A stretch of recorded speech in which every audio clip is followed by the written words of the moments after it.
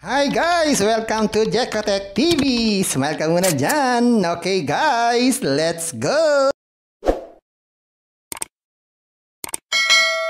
Hello guys! Welcome back again to my channel. Hello guys, nagbabalik tayo sa Allow PH application para tayo sumubok muling mag-withdraw dahil ang ating mga kaibigan ay nagtatanong kung itong Allow PH ay paying ba. Kasi ito pong Allow PH ay hindi napapansin. Pero actually, ito po ay 4 na buwan na, kaya malalaman natin kung paying ba talaga itong Allow PH. Kaya susubok tayo mag-withdraw. Pero bago yan, baka naman di ko pa kayo friends sa YouTube. Please click the subscribe button and also the bell button para naman ma-notify ko kayo kung meron akong bagong video. And also share and like sa mga mahilig kumita ng free online. At sa mga nandyan na gusto lamang sumubok at magsuri, pwede mag-register, magsuri. Maganda nga yan.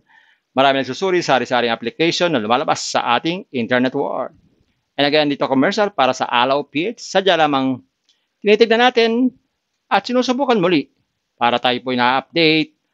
Hindi para po sila i-promote, i-advertise, kundi ating surin ang sari-saring application na lumalabas minuminuto sa ating internet world. Kaya, sumubok na tayong mag-withdraw. Ito guys, ito yung ating account dito sa Allow PH. Ang kanilang website is allowph.org. So ngayon meron tayong balance na 842.75. So susubukan natin withdrawin itong 842 lang. Huwag na natin isama yung 0.75. So click natin itong withdraw. Yan, ang minimum withdrawal dito ay 120. So kung meron kayong 120 dyan, pwede na po tayong mag-withdraw. But be sure na na-input na po ninyo ang inyong GCash dito sa Allow PH. So ito po yung kanilang withdrawal rules. Sabi dito, ang withdrawal time is usually within 10 to 30 minutes. Yan po dumarating. At may bawas nga po ito, 8% tax. Lagay tayo dito ng 842. Yan, 842. Ang ating marireceive na lang po ay 774. Okay? So mag-withdraw po tayo ng 842. Babawasan po yan ng tax na 8%. Ang magiging total na lang po na marireceive natin ay 774.64. Yan. At nag-withdraw tayo ay 110 ng August 22, 23. Yan. Okay. So, sa withdrawal bank, lagyan natin ito yung withdrawal bank natin. So, ayan, meron na tayong withdrawal bank. So, click na natin itong withdraw now.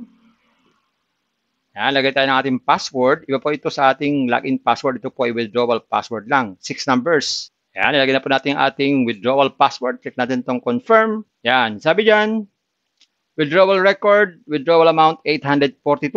Yan, ay ating withdraw. Pero marireceive natin 774.64 processing. Okay? So, papakita ko sa inyo ilan na withdraw ko dito sa Allow PH para makita nyo rin po. So, click natin itong success. Ito po yung mga na-withdraw natin dito. Yan, meron nag-withdraw tayo ng 263.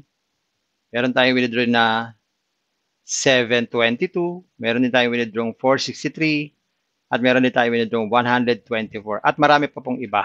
Okay? So, ngayon, mag-withdraw tayo. Titignan natin kung marireceive po natin itong huli nating withdraw na 842. Ayan guys, dumating na yung ating withdraw dito sa Allow PH. So, paying pa pala ito. Itong Allow PH kahit 4 months na di pinapansin. So, papakita ko sa inyo yung GCash transaction ng GCash. Ito po yung GCash transaction. Na-receive po natin yung ating withdraw August 22, 2023, 1:15 p.m., 774. So, tignan po natin at balikan natin yung ating account dito sa Allow PH para makwenta natin kung gaano katagal o gaano kabilis natin na-receive yung ating withdraw. Okay, balik tayo sa ating account. So, punta tayo sa withdraw. Tayo sa record. Ayan, ito po yung ating huling withdraw. Sabi dito, 842, success. So, kwentahin natin kasi may bawas tong 8% kung tama po yung ating natagap o binigay nila sa atin. So, 842.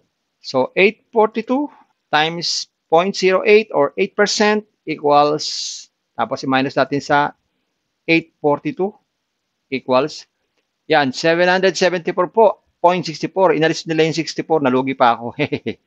Ang binigay lang po sa atin ay 774. Ayan po. Na-receive natin 774.